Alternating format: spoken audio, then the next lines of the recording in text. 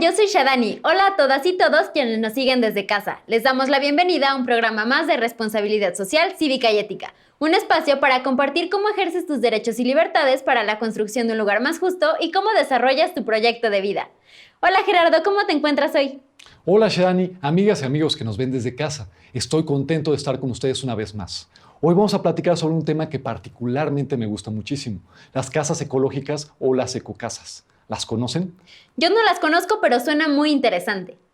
Sí, Shadani, me parece que les va a gustar, porque además de ecológicas pueden ser realmente bonitas y confortables. Hay de muchos tipos de materiales, tamaños, colores y diseños, pero siempre son viviendas construidas con materiales ecológicas, pensadas para mejorar la vida de las personas sin contaminar tanto el planeta. ¡Wow! Pues veamos entonces la siguiente cápsula acerca de las características que tienen las casas ecológicas o sustentables para conocerlas mejor. Una manera de ahorrar energía es desde el propio hogar. Esta idea ha motivado a que sea más frecuente la arquitectura sostenible, reduciendo al máximo el impacto ambiental que generan las casas y los edificios. México ha elaborado algunas iniciativas para impulsar el desarrollo sustentable en el sector de las viviendas. Uno de los elementos clave es la posibilidad de producir o al menos reunir y conservar los recursos energéticos que utiliza la casa, siendo el principal beneficio el ahorro de energía y por lo tanto también el ahorro de dinero. Una casa ecológica o sustentable es aquella que tiene un buen diseño para no perjudicar el ambiente. Se basa en sistemas y materiales ecológicos que consumen el mínimo de energía. Se diseñan de tal manera que aprovechan al máximo la luz solar como su principal fuente natural de energía para la iluminación, calentamiento de agua y sustitución de la electricidad. Con el agua sucede lo mismo en estas casas, ya que tienen una instalación que capta y reutiliza el agua de lluvia y equipos ahorradores que dosifican su consumo. Algunas veces se tiene la idea de que las casas ecológicas podrían ser demasiado caras. Sin embargo, los cargos por vivienda son mucho más bajos que en una vivienda ordinaria. Incluso es tal la eficiencia energética en este tipo de viviendas que producen más energía de la que llegan a consumir. En general, este tipo de casas son rápidas de construir y hasta cierto punto pueden ser económicas. Las que vienen prefabricadas son un buen ejemplo. El 60% de sus elementos se producen en fábrica para una edificación optimizada. Y la mano de obra, equipo y materiales influyen en el costo de la casa. Las casas ecológicas se aprecian maravillosas para ayudar a resolver el problema de vivienda, costos y contaminación. Pero Gerardo, exactamente, ¿qué características deben tener las casas ecológicas? Es decir, ¿cuáles son las cosas que las hacen ser ecológicas? Los materiales usados deben ser naturales. Se trata de viviendas cómodas y no por eso deben renunciar a lujos que se busque tener. Pero los materiales usados no deben emitir tóxicos ni afectar la salud de las y los habitantes de la vivienda. Deben de ser de baja emisión de gases de efecto invernadero y bajo consumo energético. Otra característica es que este tipo de casas deben de ser reciclables, o sea que no se conviertan en desechos contaminantes una vez que se deterioren y en su mayor parte deben provenir de materiales de reuso. Una ventaja es que cada vez más son las y los constructores que se interesan en los materiales sostenibles debido a que sus costos se han reducido. Por ejemplo, apuestan por materiales como cáñamo, lima, celulosa, madera, paja, cal, piedra, tierra y tecnologías avanzadas como paneles solares, sistemas de calefacción inteligente y ventilación natural. ¿Cómo podemos regular la temperatura dentro de la casa de manera ecológica? Las construcciones sustentables usan la luz solar para calentar la vivienda.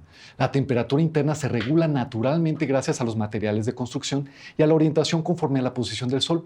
Suelen tener grandes ventanas que les permiten iluminar naturalmente durante el día y eso contribuye a un ahorro de electricidad. También se puede usar impermeabilizante claro y esto consigue que la casa refleje los rayos del sol manteniéndola más fresca y evitando el uso del aire acondicionado o ventiladores. ¿Y qué pasa con la electricidad? ¿Significa que ya no se necesita usar tanta? Es posible, Shadani, con la instalación de equipos que aprovechen el viento y el sol, se puede abastecer de energía eléctrica todo el hogar. Esto permite reducir el gasto económico mensual hasta un 30%, además de poder contar con una reserva propia sin depender de un tercero, sin haber más cortes de apagones de luz. Otra opción es la implementación de sistemas inteligentes de las casas. ¿Has escuchado de ellos y de lo que hacen? No, Gerardo, no los conozco. ¿Qué es eso de sistema inteligente para una casa? Existen varias tecnologías, por las más usadas son los temporizadores y los sensores de movimiento que sirven, por ejemplo, para que una luz se prenda solo cuando se programa o cuando detecta la presencia de un cuerpo cerca. Así no hay necesidad de dejar una luz encendida toda la noche. Otra alternativa son las llaves que solo dejan salir agua al poner las manos debajo para evitar desperdiciarla u olvidar cerrar la llave. Estos son equipos sencillos que pueden significar grandes ahorros en el consumo de energía y agua. Gerardo, ¿qué te parece si me acompañas a ver una entrevista a una investigadora que lleva a cabo un proyecto con ladrillos ecológicos fabricados a partir de materiales reciclados y que funcionan para sustentar las bases de varias casas ecológicas? ¡Excelente! ¡Vamos! El ecoladrillo que fabricamos está compuesto principalmente por residuos de construcción, pero también le incorporamos mucílago de nopal, que es un material que se ha utilizado desde hace más de 100 años, incluso para hacer las pirámides. Otro material que le agregamos son residuos de tala y residuos de excavación. Últimamente también hemos estado trabajando incorporándoles otros materiales como son residuos de la industria papelera, de la industria azucarera, PET, llanta, triturada, toda pulverizada. No podemos meterlo en grandes cantidades, deben de tener cierta granulometría. La fabricación la hacemos con una máquina artesanal que nosotros construimos, es profeso, también con residuos de construcción, madera y herrería, pensando en personas de bajos recursos. Tenemos una máquina industrial con la cual también los fabricamos. Por otro lado, para el secado, lo que utilizamos es un secador solar. En principio se secan al aire libre y ya después de 2 días que se evapora un poquito la humedad de los ladrillos, los metemos a nuestro desecador solar. Lo que nos distingue con respecto a todos los ladrillos ecológicos, el principal componente es, como ya les comenté, los residuos de construcción, y ese componente está en una proporción casi del 70%. Entonces, por eso nos distingue. La mayoría, y creo que somos los únicos, además, que trabajamos con residuos de construcción. Empezamos, por ejemplo, con un desecador que hicimos con residuos de Tetra Pak, pensando en aprovechar, en principio, la cubierta del Tetra Pak interna, pero obviamente ayuda un poquito, muy poquito, y empezamos a evolucionar hasta hacer ya un desecador móvil, el cual pues, podemos armar y desarmar y llevarlo a donde se requiera, pero ya con espejos, y eso nos ayuda a controlar de manera más eficiente el calor que se genera a lo largo del día y orientarlo hacia nuestros ladrillos. Esta técnica funciona muy bien para construcciones pequeñas. Para unidades habitacionales se tendría que hacer algo más grande, y pues ahorita estamos trabajando pensando en que se pueda llevar a nivel industrial el uso del desecador solar. Sí, hemos visto precios de lo que hay en el mercado. Y en sí, por ejemplo, nuestro ladrillo ecológico, en sí el ladrillo nos sale en unos 2.50 pesos, moneda nacional, y el bloque nos sale en 6.50, en comparación a lo que hay en el mercado, 11, 12 pesos. Usamos 1/4 y 3/8 de granulometría para nuestro proceso, y ese sería la limitante. O sea, no lo podemos usar en burdo. Sí se puede usar en los residuos de construcción para otras actividades. También hemos hecho ya banquetas, bancas, jardineras con nuestros productos. Muchas gracias a María Rojas Valencia por esta entrevista. Qué interesante conocer alternativas como este tipo de ladrillos ecológicos que pueden favorecer las viviendas de las personas y al planeta. Pero Gerardo, continúa por favor con lo que nos estabas platicando sobre las características de las casas sustentables. ¿Cuáles son las formas de producción de energía con las que cuentan estas casas? Por supuesto, Shadani, con todo gusto. Existen varias formas de poder aprovechar recursos naturales para generar y almacenar energía que puede ser consumida en alguna vivienda. Algunos ejemplos son energía fotovoltaica solar. Los paneles solares se pueden instalar fácilmente y sus costos cada vez son menores. Incluso se puede llegar a tener un excedente de energía que no se utilice y venderla a empresas. Extraen la energía contenida en el aire exterior. No generan humo, gases ni cenizas, y hay menor gasto que en el uso del gas, aunque consumen electricidad. Molinos eólicos. Funcionan gracias a la fricción del viento que impulsa el molino. La desventaja es que esta energía no tiene forma aún de ser almacenada, así que se debe usar mientras esté en funcionamiento el molino. Energía geotérmica. Es un sistema de calefacción que funciona a partir de calor del suelo. Sembrar árboles que proporcionan sombra y reducen la cantidad de energía necesaria para enfriar las casas, además de que absorben grandes cantidades de dióxido de carbono y liberan oxígeno. Claro, los árboles siempre serán nuestros grandes salvadores naturales para tener sombra, con bonita vista y con buena calidad de aire. Tenemos que sembrarlos y protegerlos. Ahora que mencionas la importancia de la calidad del aire, leí que el aire dentro de una vivienda puede estar hasta 3 veces más contaminado que en el exterior, ya que es común que los materiales de su construcción sueltan químicos tóxicos. ¿Qué tan cierto es esto? Otro problema común se debe al exceso de vapor almacenado en las viviendas debido a su inadecuada ventilación en baños. Esto propicia el desarrollo de hongos y bacterias que pueden ser dañinos. ¿Qué podemos hacer para solucionar eso? Con aislamiento térmico. Esto se logra mediante el uso de materiales naturales que regulan la humedad al interior y también se consigue colocando algún material aislante en las paredes. Además de regular la humedad y la temperatura interior, se logra aislar el ruido del exterior que puede ser bastante molesto. Oye, pero ¿no es muy caro eso de conseguir los sistemas de energía renovables como las celdas solares y demás? Es relativo, ya que depende del presupuesto que se tenga, Shadani. Quizá la inversión para compra de este tipo de equipos pueda ser costosa al inicio si se cuenta con un presupuesto bajo, y aunque los beneficios en el ahorro del agua, luz o gas son impresionantes, existen otras opciones haciendo una inversión menor, como hermetizar la casa con vidrio de doble grosor o fabricar tus propias celdas fotovoltaicas caseras. Gerardo, ¿qué te parece si nos muestras la tecnología de hoy?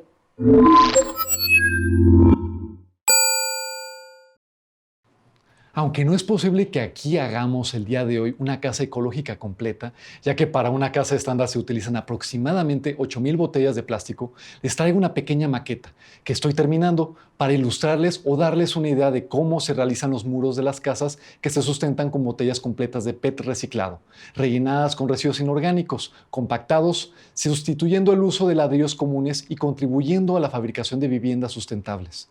Para esta maqueta requerimos de 20 botellas de PET de 250 mililitros, rellenadas con tierra.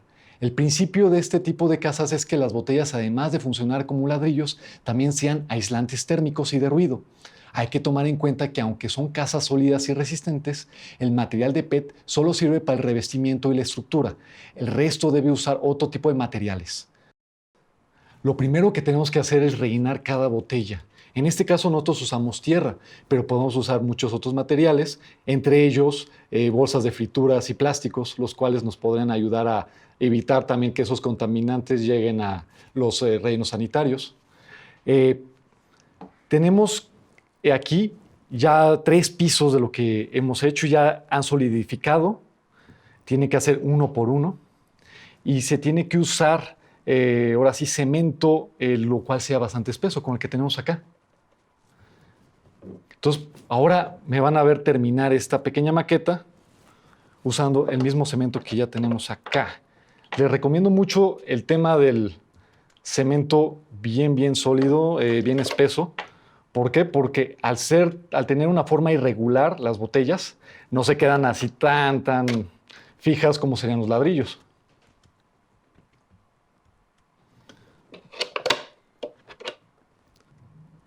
Necesitamos suficiente cemento para que se adhieran. Y yo, en mi caso, lo estoy colocando una en sentido contrario con la otra. Sin embargo, hay diferentes técnicas.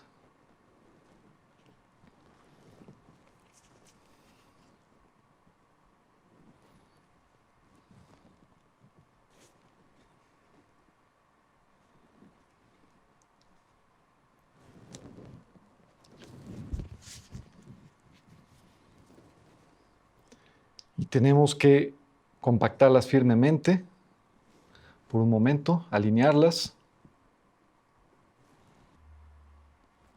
y ponemos otra capa acá para sostenerlas. Y así podremos seguir apilando y apilando, creando todo un muro.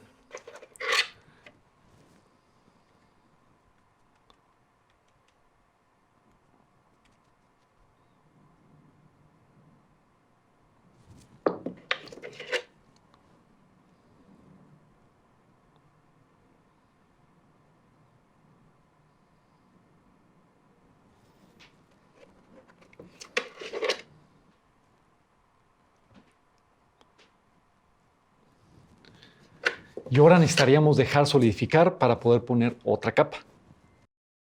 ¿Qué tal? ¿Se pueden imaginar ahora sí un muro totalmente cubierto por estas botellas? Se vería increíble, ¿no? Gracias por enseñarnos la maqueta, Gerardo. Por supuesto que nos ayuda a imaginar cómo son estas casas a gran escala. Este tipo de ladrillos ecológicos es solo una de las tantas formas de fabricar viviendas sustentables. Cada una de ellas usa distintos materiales, pero siempre naturales o reciclados, y reusables o acomodados de distintas maneras para conseguir distintas estructuras. Pero Gerardo, me quedo pensando algo. Si no dispongo de un terreno para construir una vivienda ecológica desde el inicio, ¿hay algo que podamos hacer quienes ya tenemos una casa para convertirla en una casa más ecológica? Claro, otra alternativa ecológica es hacer modificaciones en viviendas que ya se tienen y esto favorece a las y los propietarios, ya que con modificaciones como la implementación de celdas solares o con el sistema de aislamiento térmico usando doble vidrio, el valor de venta de las viviendas se puede incrementar hasta 4% en el mercado inmobiliario, según un estudio del Laboratorio Nacional de Energía Renovable. Se puede decir que existen distintos niveles de sustentabilidad, desde las casas autosuficientes hasta las que van adaptando elementos sustentables por partes. Con tan solo incorporar un panel solar en el techo, un molino eólico pequeño en el patio, una vivienda ya es mucho más ecológica que la de al lado. Les invito a que veamos la siguiente infografía que nos muestra los distintos tipos de ecocasas o viviendas sustentables conforme a sus materiales y creatividad.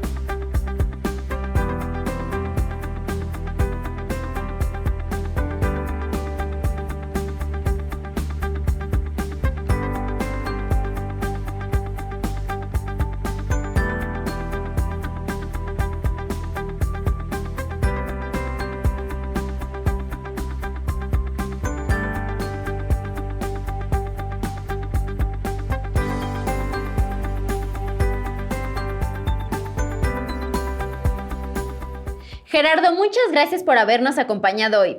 Cada vez me queda más claro que construir una vivienda no tiene que significar acabar con todo lo que rodea ese espacio y que no tiene por qué ser incómoda o feo. Por el contrario, si la fabricamos de forma sustentable, tendrá todas esas características favorables, además de ser más económica por el ahorro de todos los servicios que se usan en las casas. Gracias a ti, Shadani, y a ustedes jóvenes. Me parece que esta forma de vivienda amigable con el ambiente será el futuro de nuestras construcciones y hogares. Espero les haya servido información y nos comenten si se animan a fabricar una casa así. Saludos y hasta pronto.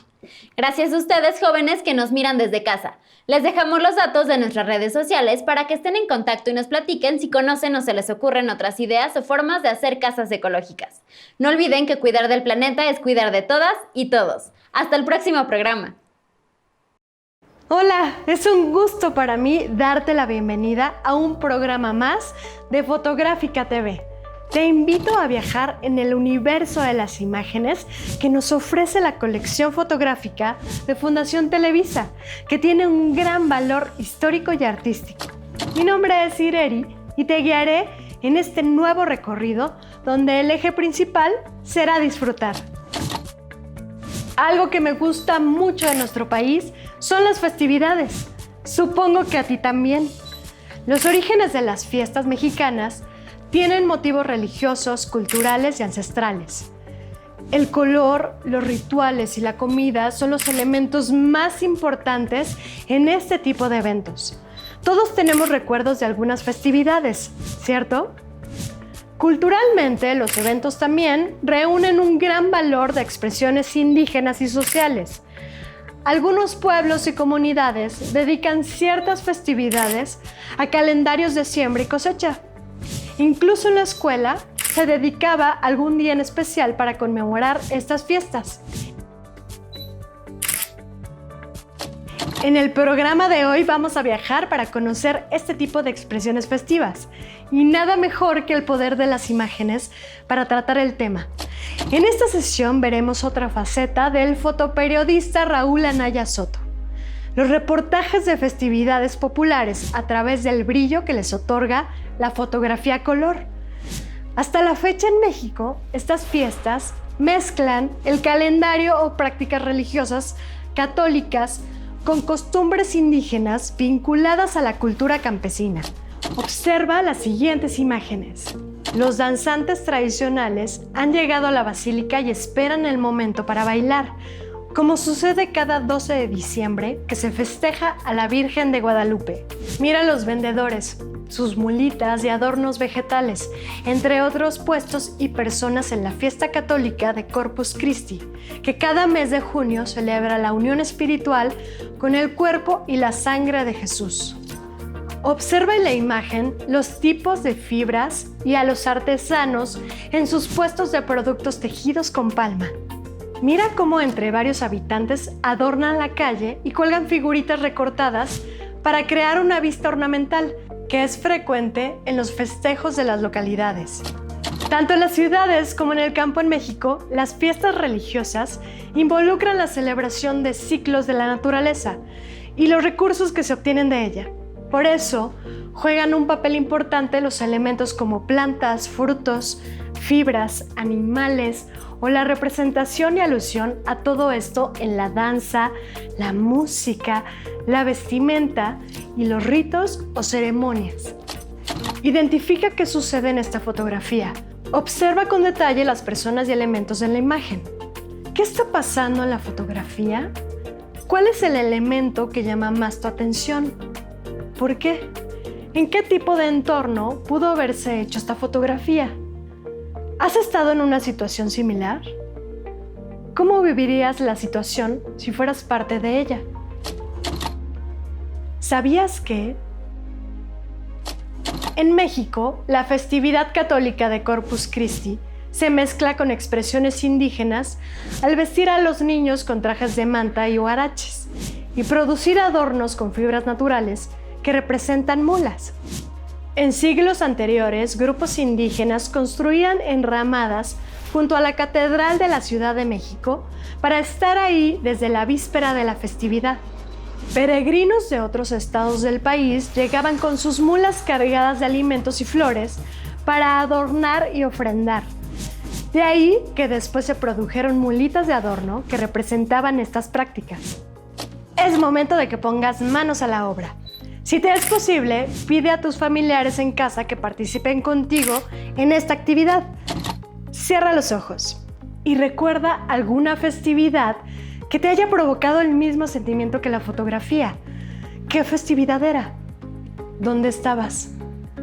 ¿Cuándo sucedió? ¿Qué sentiste al recordar ese momento? Identifica los elementos en la fotografía que te llevaron a recordar tu propio momento en una festividad popular. Toma una hoja de papel y usando colores, representa gráficamente la escena que visualizaste. No tiene que ser una representación realista. Puedes usar símbolos o simplemente una figura. Ponle un título a tu dibujo. Platica con tus familiares qué sintieron y qué descubrieron sobre la imagen. Comparte la foto y tu experiencia en Twitter, Instagram y Facebook. No olvides usar los hashtags FotográficaMX y mi entorno en una foto. Eso es todo por hoy. Muchas gracias por habernos acompañado en este maravilloso viaje a través de las fotografías del acervo de Fundación Televisa. Espero volverte a ver muy pronto. ¡Hasta luego!